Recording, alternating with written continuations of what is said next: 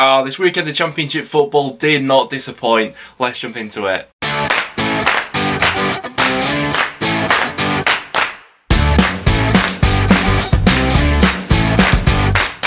Guys, welcome back to another video on the channel. As always, we've got absolutely loads of talking points to go over in today's video. I think we've got quite a few managers now who are certainly on the brink of potentially being sacked. So a lot of big results happening over this weekend. As always, I want to get your guys' thoughts in the comments down below. And in the second half of the video, we'll then be making our midweek score predictions. So get your score predictions in there too. And before we do jump into anything, I want to give a big shout out to our sponsors over at OneFootball. As always, you can find the OneFootball app in the top line of the description down below. Really handy to have to stay on top of everything that is going on around the footballing world. If you want to get live updates to your phone whenever a goal goes in, all the midweek action that we got going on, stay on top of it with OneFootball. You can read up on the opposition that you're playing in midweek, look at their key players in a little bit more detail, read up on their individual stats, so link down below to that. And if we take a look at the prediction league and what your guys' score predictions over the week meant for the standings, this is what the main prediction league is currently looking like. Still got the same leader at the top, DCFC OBGO5. However, things are getting quite close in here. We've had some massive game weeks from some of you. So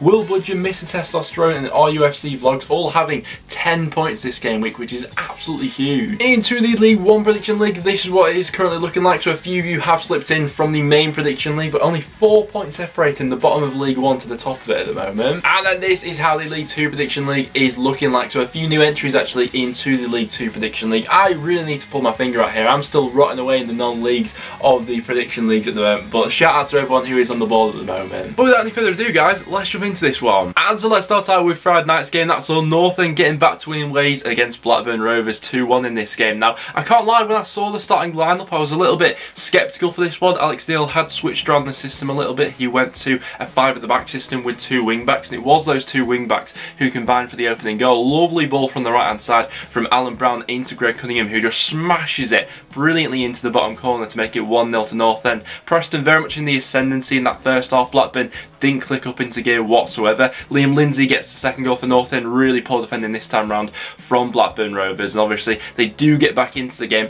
from the penalty spot. Bit of a soft penalty for me, I'm really not too sure about that one, but they've got a brilliant chance to level it just before half time, and Everson makes this unbelievable save. The ball's already gone past him, he just throws his arm back and manages to claw it off the goal line. Absolutely wonderful stuff there. Heading into the second half, Blackburn, I mean, they apply more pressure to us, but to be honest, I still thought that we had the better chances in that second half. I thought that we played on the break quite well, you know. Barkusen and Reese especially had some fantastic chances in that half, but yeah, Blackburn just never really seemed to find their flow in this one. And to be honest, I think that Alex Neil deserves a lot of credit. I thought that our pressing game was absolutely spot on for this one. We weren't allowing any Blackburn players, any of their key players especially, any time to think on the ball. We won the ball back in those high areas, and there were some real stand-up performances from North End. Ched Evans was brilliant leading the line up front for us. Liam Lindsay was fantastic. Ledson, who maybe was a little bit fortunate at times to stay on the pitch, he committed a bit of a silly foul when he was already on a yellow card, but even so, that's a brilliant win for North End there, and I think it fully deserved 3 points really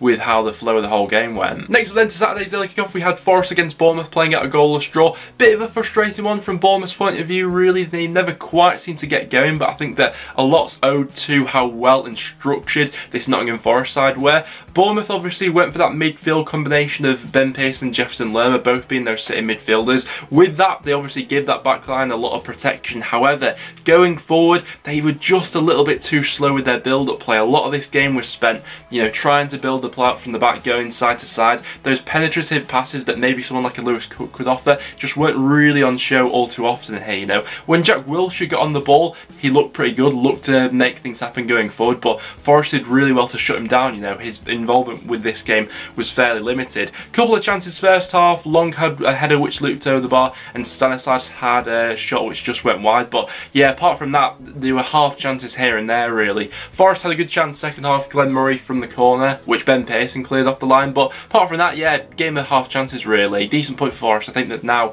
they'll definitely be more looking up the table than looking down it. 5 points away from the relegation zone now. Next up then to a really damning result in Birmingham season. They lost 1-0 against Luton. Now for Luton, that's an absolutely massive result. We sort of briefly touched on it last time that should Luton lose this game with the sort of form tailing off a little bit, they were in danger of perhaps being dragged into a bit of a relegation scrap, but once again this 3 points here puts a bit of a comfortable cushion between themselves and those bottom three. Bit of a scrappy goal in the end from that long throw, but you take your goals wherever they come from. And Birmingham really offered little in terms of a response, just one shot on target over the full 90 minutes. Now, I've backed Aitor Karanka throughout the season so far.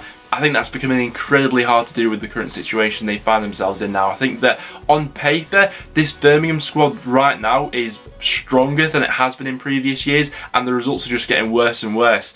Right now, I'd be surprised if Karanka manages to turn this around. I mean, they may end up scraping survival under him, but ultimately that's still a vast underachievement for what we all thought this Birmingham squad was capable of at the start of the season. I think he's walking on incredibly thin ice at the moment, and to be honest with you, with the way that the Birmingham board have acted in the past, I'd be surprised if he makes it through the next couple of weeks. Next up then, we had Cardiff beating Coventry by 3-1. It's absolutely amazing how quickly a side season can turn around in the Championship, but Mick McCarthy has this Cardiff side playing now, and they're now within 6 points of the playoffs. That's 7th in the Championship, and in a couple of game weeks have a massive game against Bournemouth, which could be a real season definer now. I think if we're having the conversation about the most effective striker in the Championship, Kiefer Moore's right up there in that bracket. Another brace for him in today's game. They'd be absolutely nowhere this season without him. Took his first goal fantastically. I think his second one showed a bit of goal poacher instincts really. Obviously Murphy wrapped up early on in the second half, and the game from then on just became a little bit of a non-event. Now, for Coventry, there is the danger that they could be that next side to slip into the bottom three, especially when you look at their next upcoming fixtures. So the next 3 games, they're playing Norwich, Brentford and Swansea.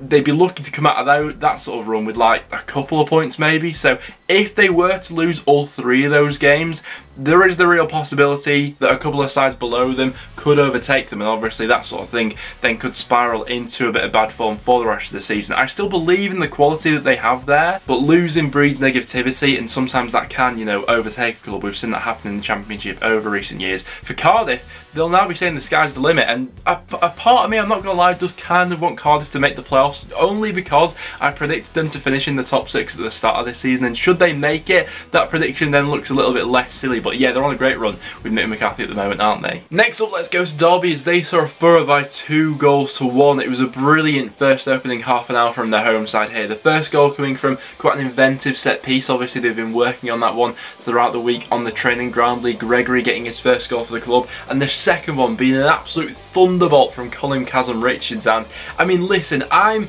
quite happy to sort of hold my hands up and say and admit when I've got something wrong. When it came to this signing in the summer at the time, I really wasn't sold on it. I'd laughed it off a little bit and thought, okay, that's clearly Derby there showing a lack of ambition for getting any sort of recognised goal scorer in 2020, but he's more than proved me wrong so far this season. Not only for what he's doing on the pitch, but I feel like he's a real leader actually in that dressing room for quite a young Derby squad at this point in time, and I feel like this sort of result for Middlesbrough is sort of a reflection of the fact that they're not quite ready for the top 6 as of yet. They've gone on, I mean, their form has tailed off recently. Don't get me wrong, this is still a massive improvement on last season. You know, they were fighting it out in the relegation places at one point with Jonathan Woodgate, but they just seem to be a season or 2 away from really having that consistency of a top 6 side about them. But they had a bit more composure about their play in the second half, but Derby, I thought, managed the 90 minutes quite well in this one, and under Wayne Rooney, I think that Derby stay up this season. Next up then, to an absolutely massive comeback, we had Huddersfield 2, Wycombe 3, and I can't lie, I'm starting to get Hull vibes from last season from this Huddersfield squad, whereby they started the season out quite brightly, playing some nice attacking football, scoring plenty of goals, but their form lately is taking an absolute nosedive. That's now just 1 win in their last 9 matches, and a result like this will really be a damning one in terms of their confidence. I mean, under no circumstances can you find yourselves 2-0 up against a side who's currently struggling for form at the bottom of the Championship, 10 points adrift of safety, and end up losing it by 3-2. It's a massive result in Wycombe's season. Next up, they've got a game against Derby. Don't get me wrong, they're still going to have to move, you know, heaven and earth to survive this season and make up that 10 points on the teams above them, but that will do their confidence the world of good and shows the rest of the league that they're not just here to make up the numbers for the rest of the season, and they will still be competitive. For Huddersfield though, I really don't know where they move from here. They've got a lot of people out injured at the moment, and the quality in that squad at this particular moment is limited. If the teams below them carry on picking up points, Huddersfield are in a whole world of trouble. After that, we then had Norwich beating Stoke by 4-1, and in many ways this was the perfect championship weekend for Norwich. You know, Brentford dropped points, Swansea didn't play, Norwich now back at the top of the championship and playing some scintillating football along the way.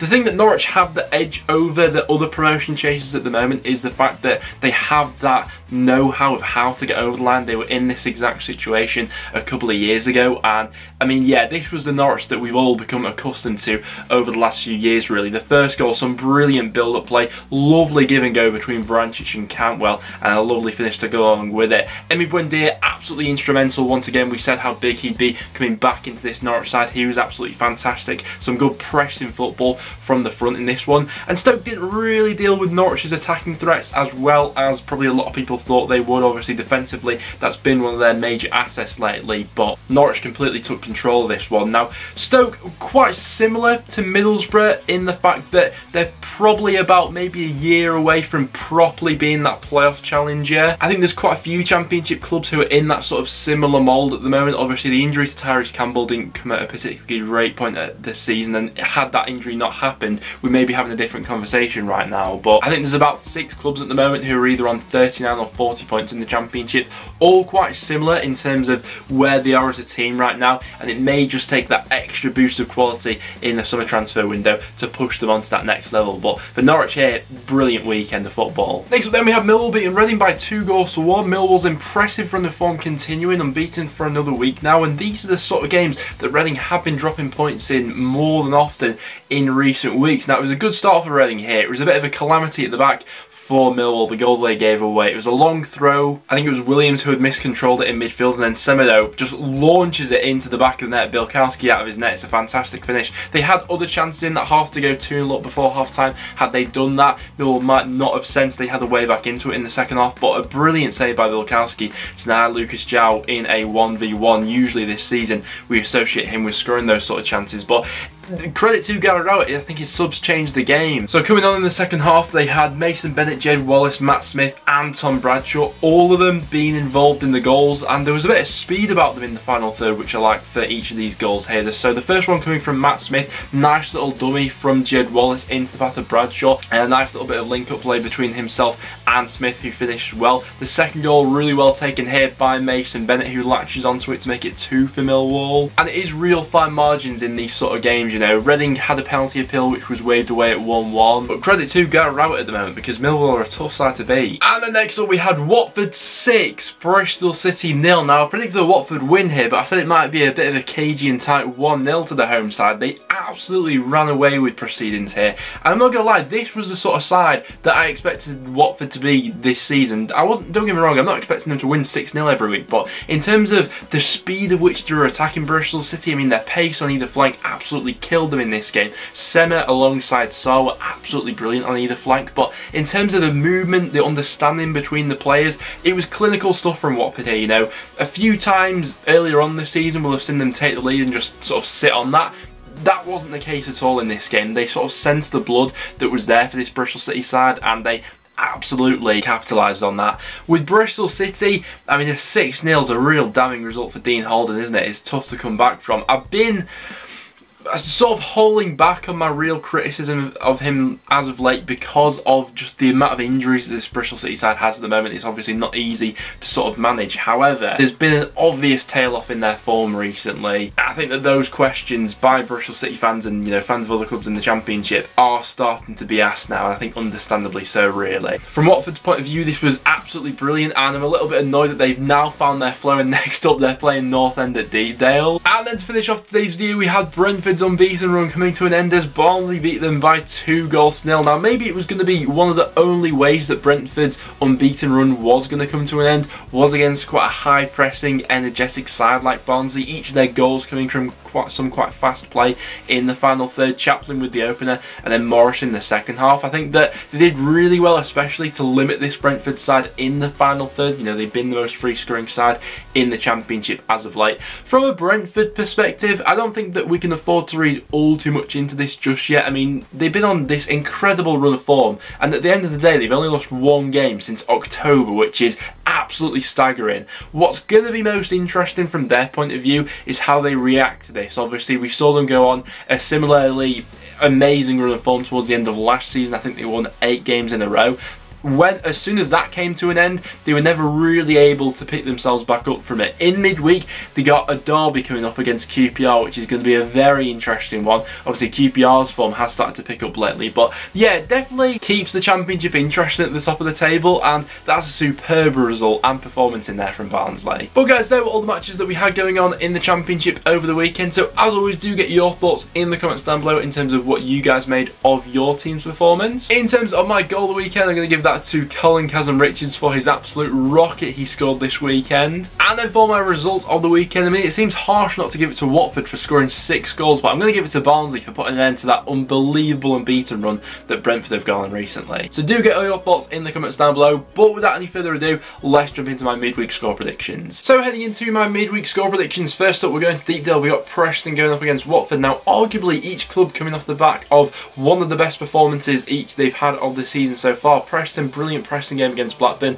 and Watford free scoring against Bristol City. Watford still have the doubters to answer about their away form for the rest of the season, so it'll be interesting to see if they go with that same system and just look to attack us from minute 1.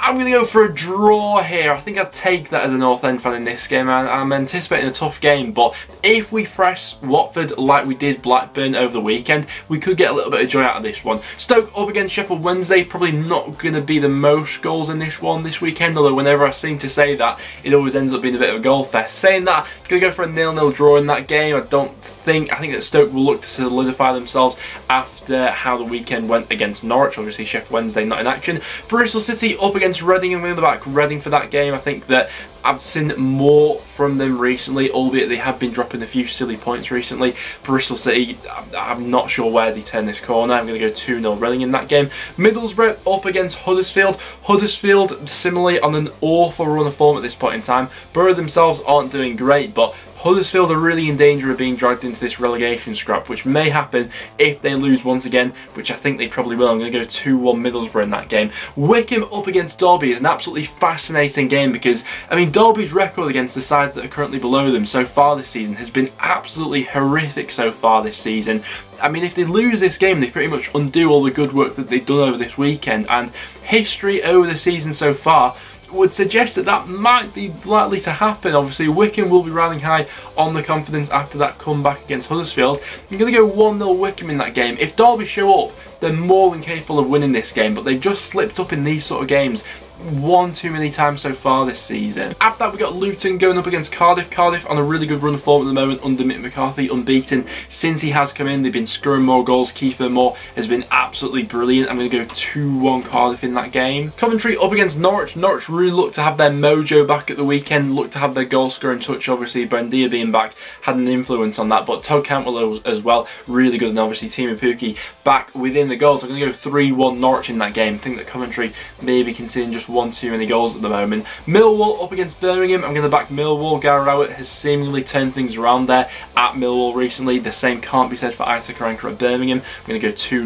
Millwall. QPR against Brentford is going to be a game that I think a lot of people are going to have eyeballs on. Now, QPR are on a decent run of form at this point in time. Obviously the table maybe doesn't reflect that, but if we look back on their previous 5 matches, it's going to be fascinating to see if Brentford are able to bounce back in this game, or if psychologically that loss against Barnsley will do some damage to them. I'm going to back them to bounce back. I think they've got a decent history in this sort of fixture. I'm going to go 2-1 Brentford, but that should be a good game of football. Swansea up against Forest. Swansea will need to be a little bit quicker than Bournemouth were at the weekend against Forest. I anticipate Forest to sit back and be really a hard side to break down in this one. I think that Swansea may just have that bit more edge about them than Bournemouth did to break them down. I'm going to go 1-0 Swansea, but Forest could very well get something from that game. They're being quite resolute at the moment under Chris Hughton. Barnsley up against Blackburn. I'm going to go 2-1 Barnsley in that game. Blackburn have just tailed off ever so slightly recently. At the weekend against Preston was really quite a disappointing performance. The second half they tried to up the tempo a little bit, but I fancied Barnsley to create quite a few chances against that Rovers side. And then to finish things off, we got Bournemouth going up against Rotherham. Rotherham could really make things difficult here for Bournemouth, who still haven't quite clicked back up into into gear. It was a bit of a slow and lethargic performance from Bournemouth at the weekend, and this one is another potential banana skin. I'm going to go for a 1-1 draw in that game. So as you can see to the side of me, those are all my Championship midweek score predictions for what I see happening, so do get your guys' score predictions in the comments down below. But apart from that, guys, that will now wrap it up for today's video. So if you did go on to enjoy, make sure to leave a like, and please do stick around and subscribe for a bit of regular Championship content. But apart from that, thanks for watching, guys, and I'll see you all in the next one.